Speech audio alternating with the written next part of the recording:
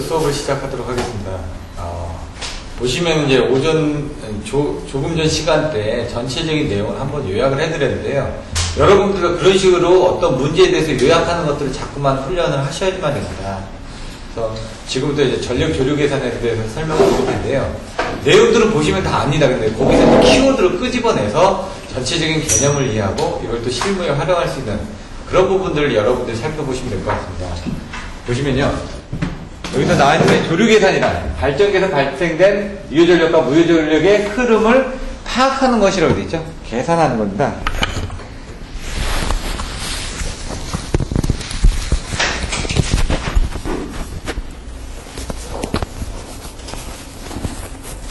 마이크를 또 빼먹었네, 그죠?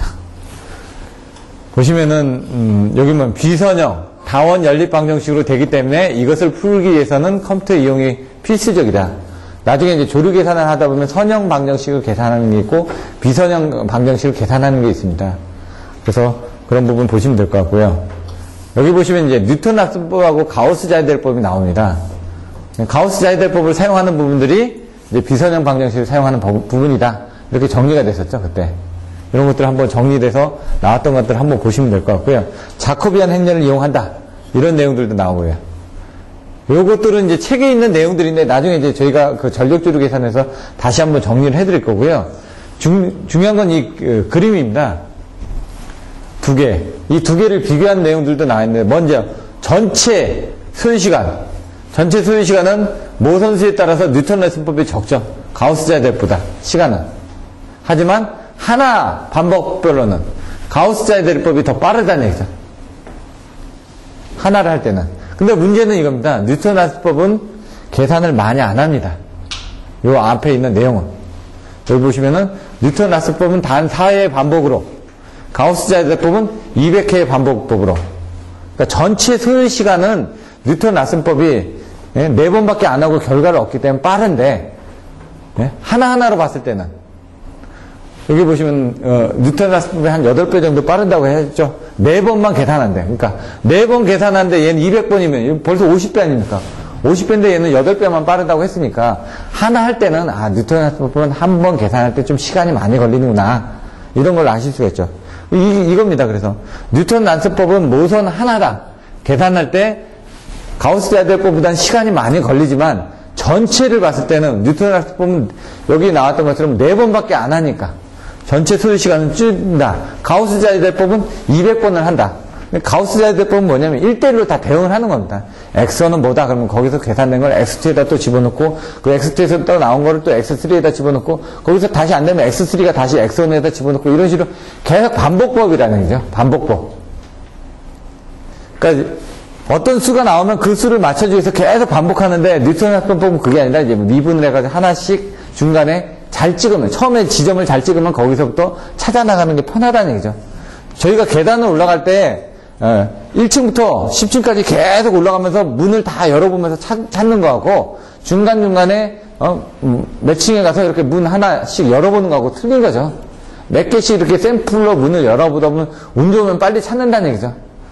그 방까지 걸어가는 시간은 좀 걸리겠죠. 어차피 1층에서 10층이니까 뭐 2개 층을 가든 3개 층을. 근데 얘는 지나다니면서 문을 하나씩 여니까 시간은 짧게 걸리는데 뭔가 찾기 위해서는 문을 많이 열어야 되니까 시간이 많이 걸린다는 얘기죠. 그래서 실질적으로 실제 사용할 때도 뉴턴 낙수법을 많이 사용을 합니다. 가우스 자이델은 그냥 이론적인 계산 방법으로 생각을 하셔도 됩니다. 근데 실질적으로 이제 사용은 하는데 시간이 많이 걸리니까 사용을 안 한다는 얘기죠. 전력조류의 필요성 3가지가 있다고 그랬죠. 사운학, 사고 예방 제어, 운영계획의 위반, 확충계획의 위반. 이거는 반드시 외워주셔야지만 됩니다. 전력조류 계산 나왔을 때 목적을 못 쓰시면 안 되니까. 이 안에 있는 내용을 못 써도 이 키워드 3개는 반드시 써줘야 되는 내용이죠.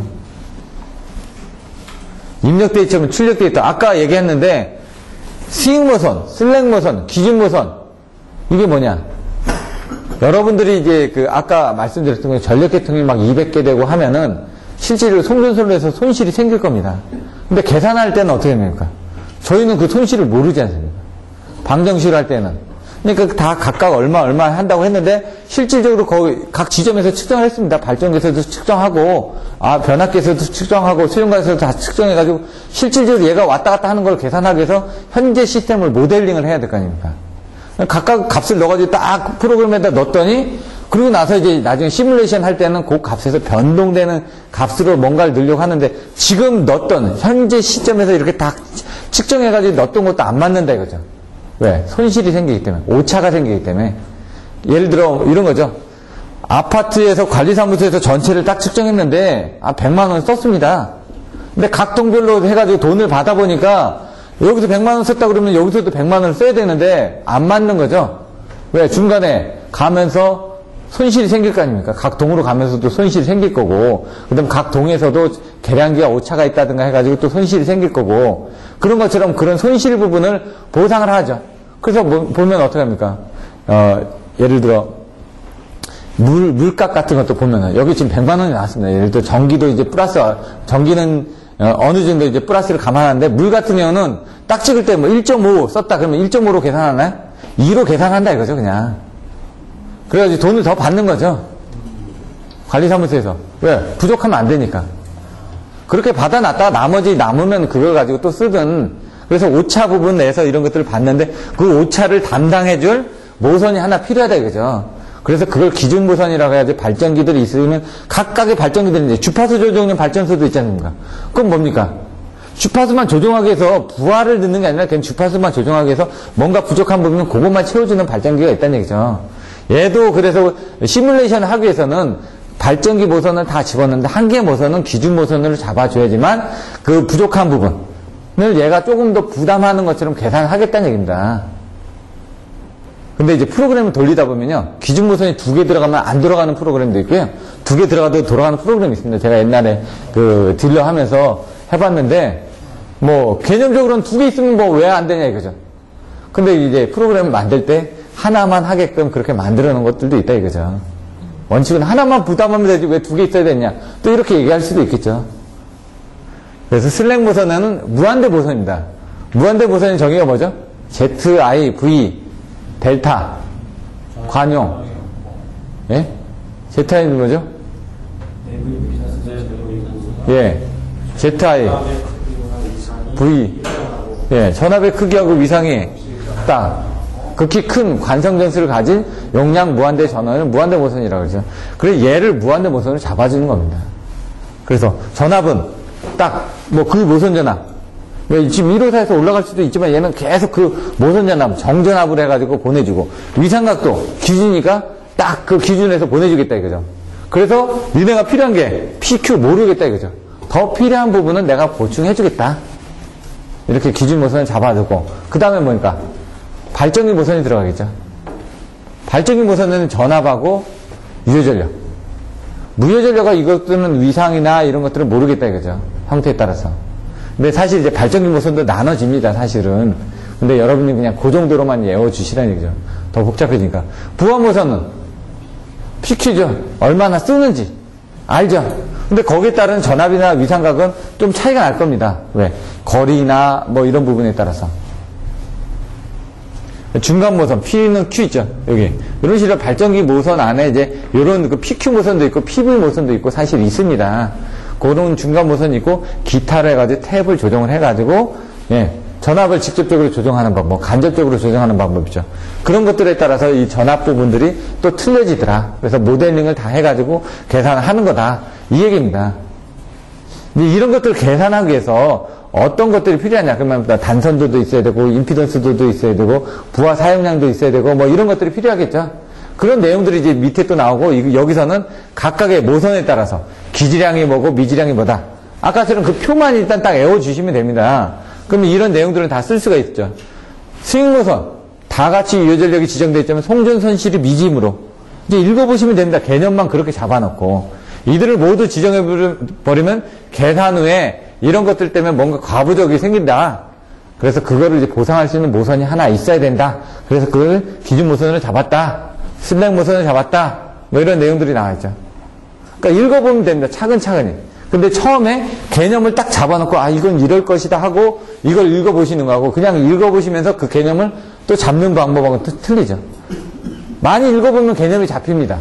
근데 그 개념 잡히는 데까지 시간이 많이 걸리니까 제가 개념만 잡아드릴 테니까 여러분들이 그 다음엔 읽어가시면서 그 개념을 자기 걸로 만드셔야죠.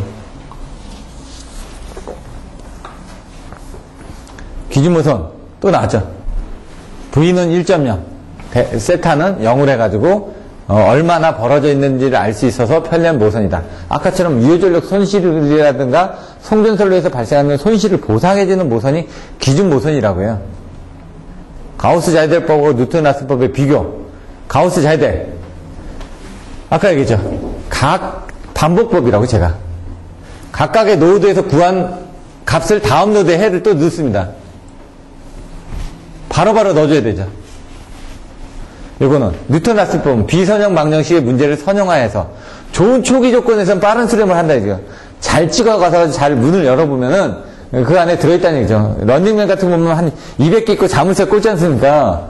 운 좋아서 딱 열었는데 그 안에 들어있다 그러면 잘 찾는 거겠죠. 매우 적은 오차에서 수렴이 가능하다. 뭐 이런 부분이 있고요. 그러니까 얘는 아까처럼 하나 찾는데 시간이 걸리지만 처음에 잘 찾아 나가면 빨리 찾아 나갈 수 있다는 얘기죠. 확률식으로. 얘는 그게 아니라 일일이 문을 열어봐야 되니까 힘든 거고요. 얘 같은 건 단점은 다 해야 되니까 반복 횟수가 증가하죠. 다 열어봐야 되니까. 뭐 계산기 용량도 커지고 뭐 가속 벡터도 중요하다 그러면 빨리빨리 쫓아다녀야 되니까. 왜? 문 200개 열다 보면 힘들죠 나중에. 이런 식으로 내용들 보실 수가 있고요. 얘 같은 건 처음에 잘 잡으면 좋은데요. 못 잡으면 발산을 할 수가 있습니다.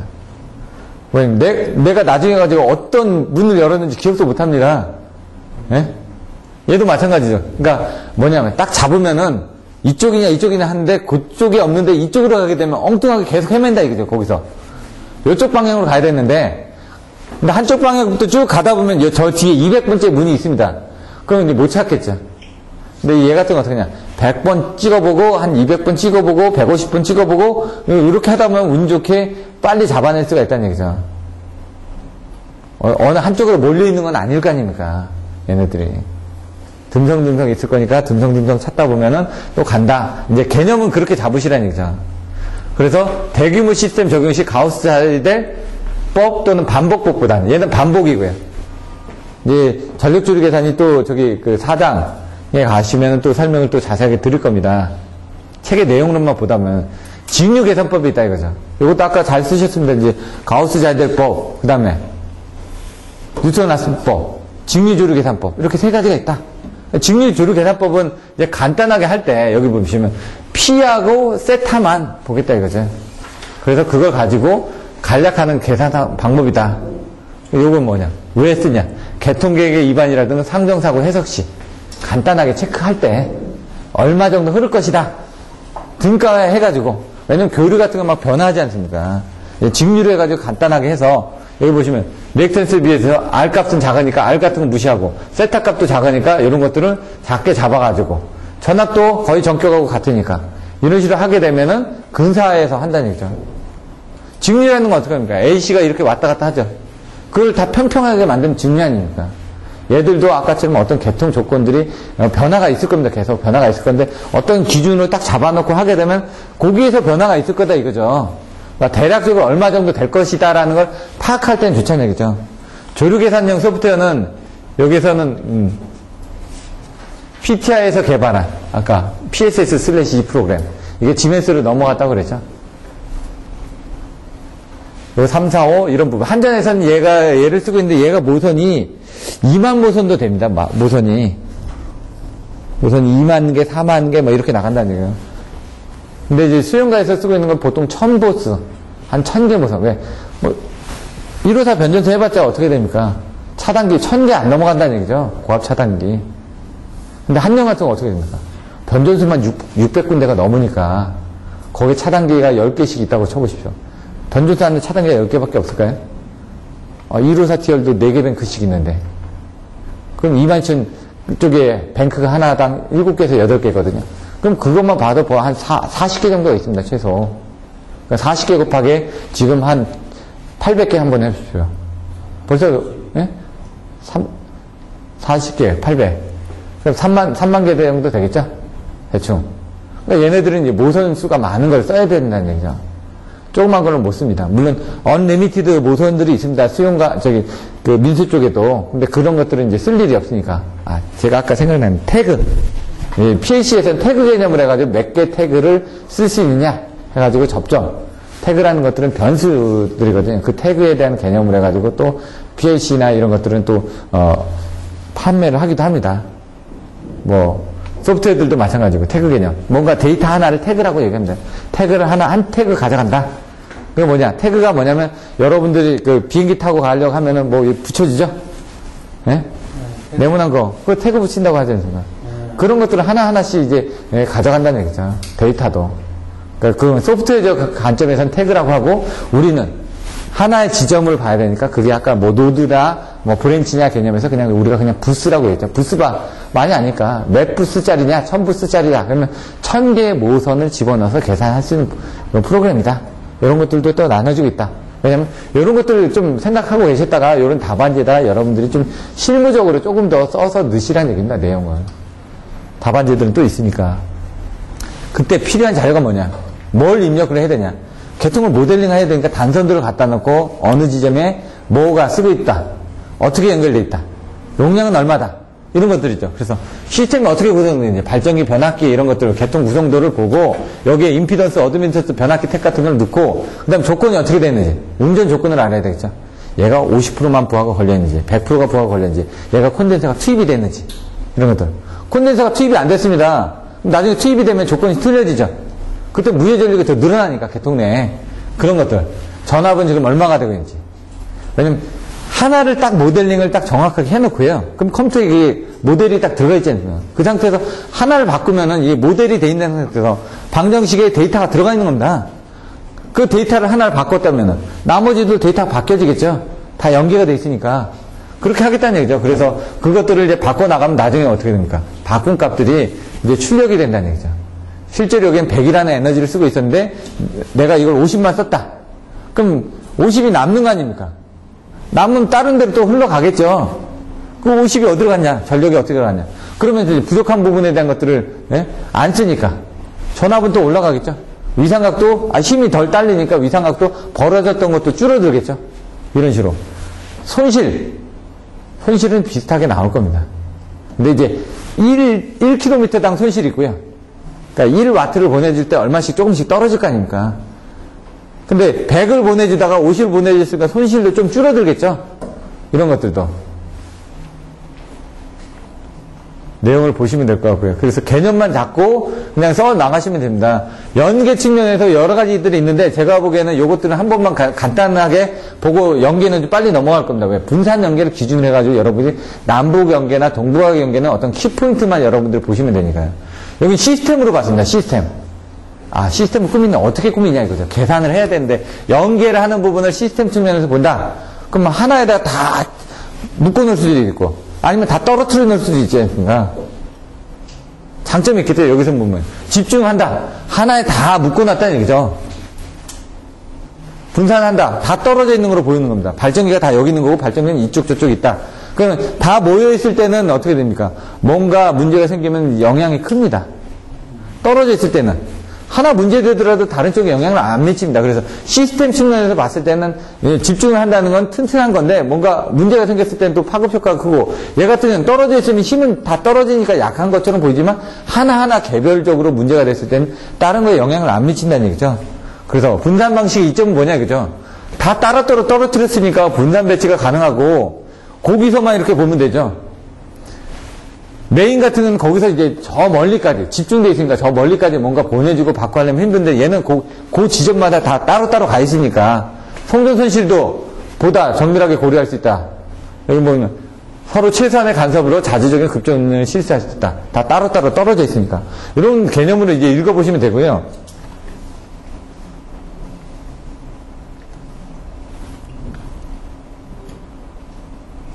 장단점. 아까 제가 전단지 신효설에서 전하고 단을 빼고, 리신 효설만 보시라고 했죠. 리액턴스. 이거 나오죠. 리신. 공급신뢰도. 나오죠. 효율, 설비 이용률. 요 정도는 다 나온다는 얘기입니다. 다. 그런 개념으로.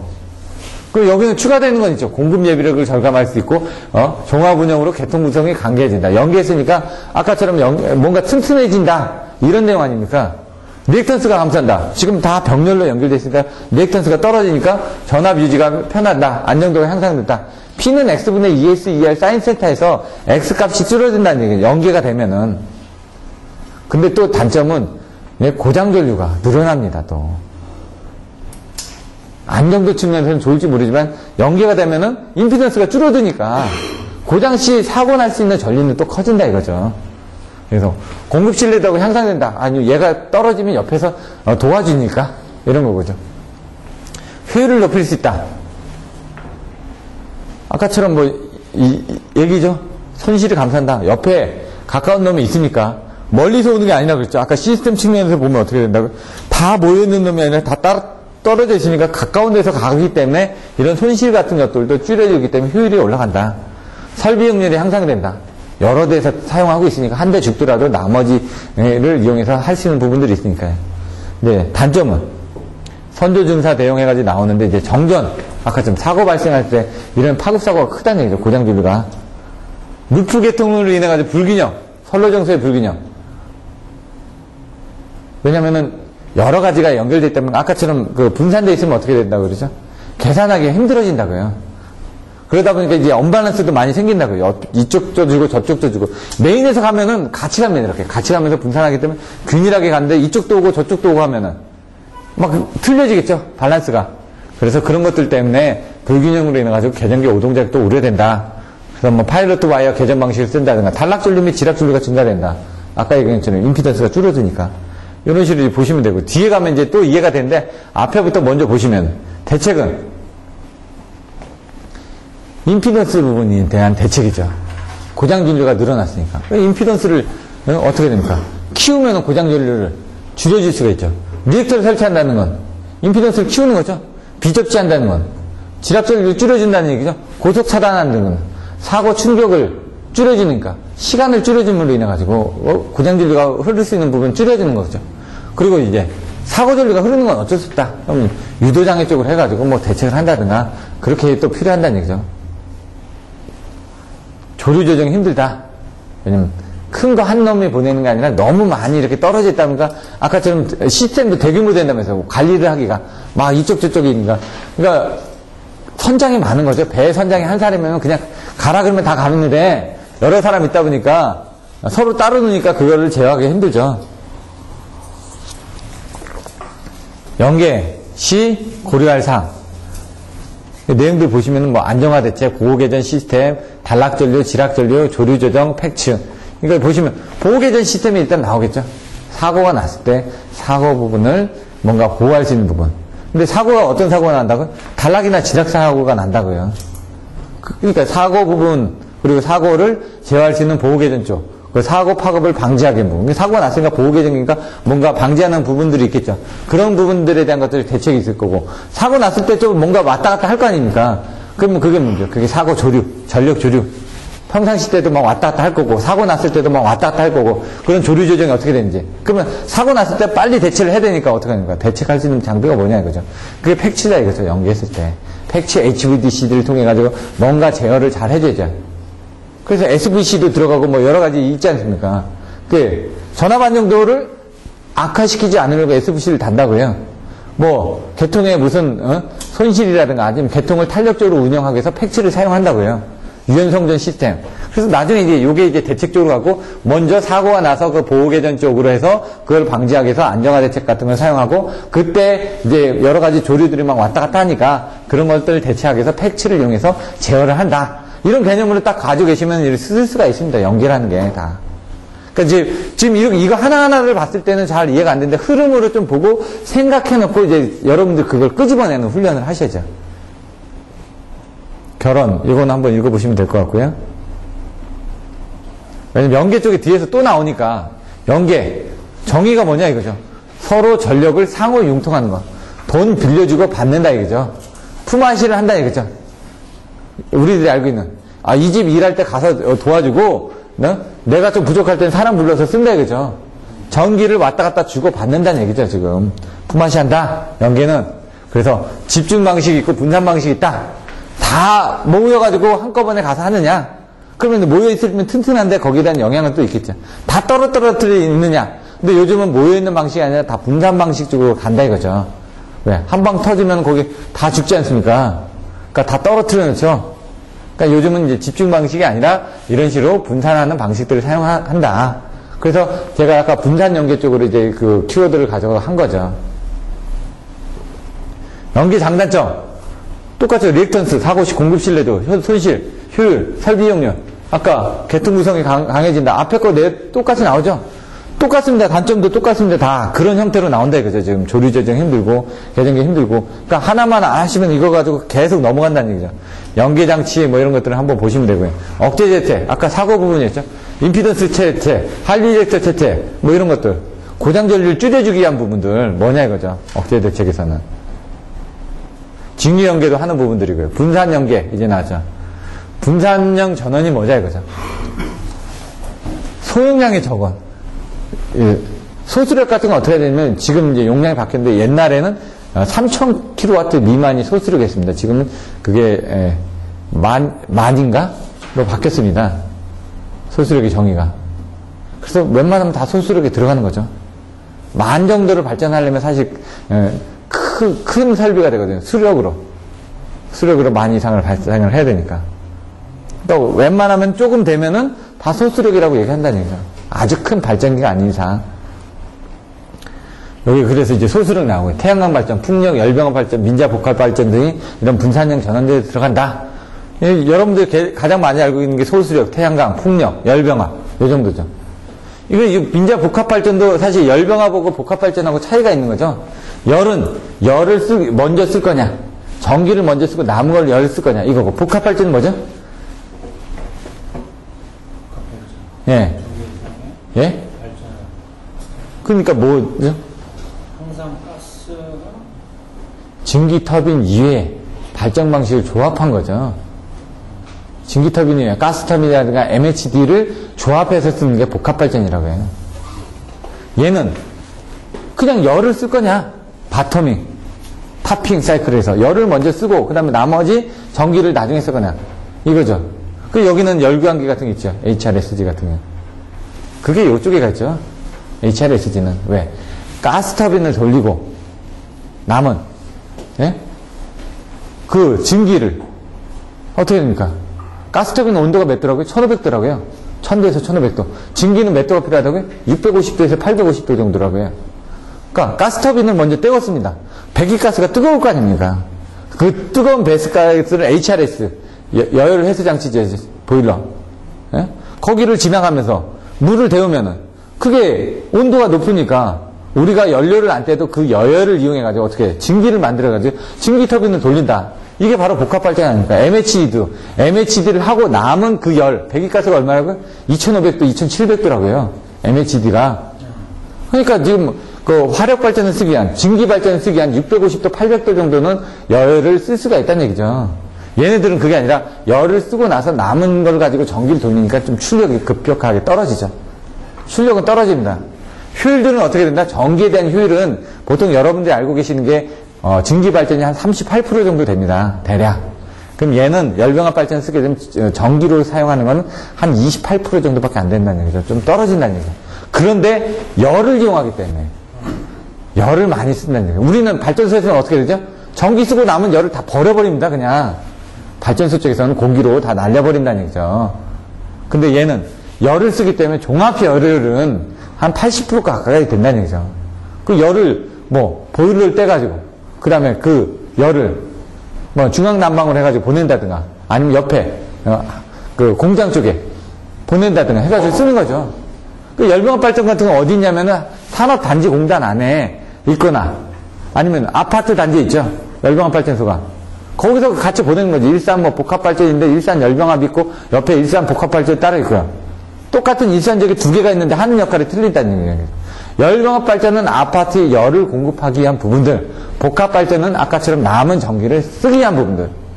이런 것들을 명확하게 정의를 잡아주고 계셔야 된다는 거죠. 자꾸 헷갈립니다. 나중에 여기 있는 이거 하나 단어를 보면서도 여러분들이 얘는 이거지 얘는 이거지 막 자꾸 암기를 하셔야 된다는 얘기죠. 분산형 전원 따로따로 논다고요, 따로따로. 뭐를 소수력이라든가, 뭐를 태양열이라든가, 뭐를 풍력이라든가, 열병합발전이라든가, 복합발전이라든가, CS 구역전기사업자. 뭐 이런 것들도 분산형 전원에 들어가죠. 신재생 에너지가 나오는 거죠. 분산형 전원 나오면서. 신에너지 3개, 재생에너지 8개 가지고 총 11개. 연료전지도 이제 신재생 에너지에 들어가죠.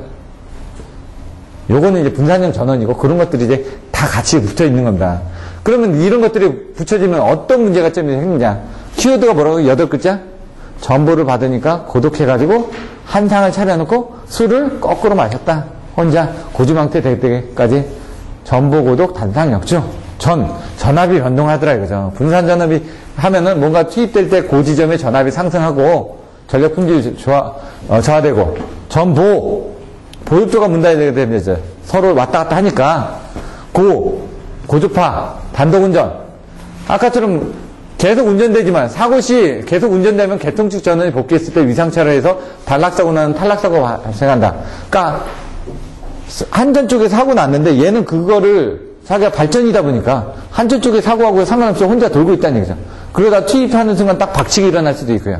아니면 저쪽에 사고가 났는데 사용자가 가서 뭔가 접속해가지고 뭔가 작업을 하려고 했는데 거꾸로 이제 치고 들어올 수가 있죠. 그러니까 위험하니까 저런 분산형 전원 쓸 때는 병렬운전 조작 합의를 할 때는 어떤 보호장치를 별도로 달아줘야 된다는 얘기죠.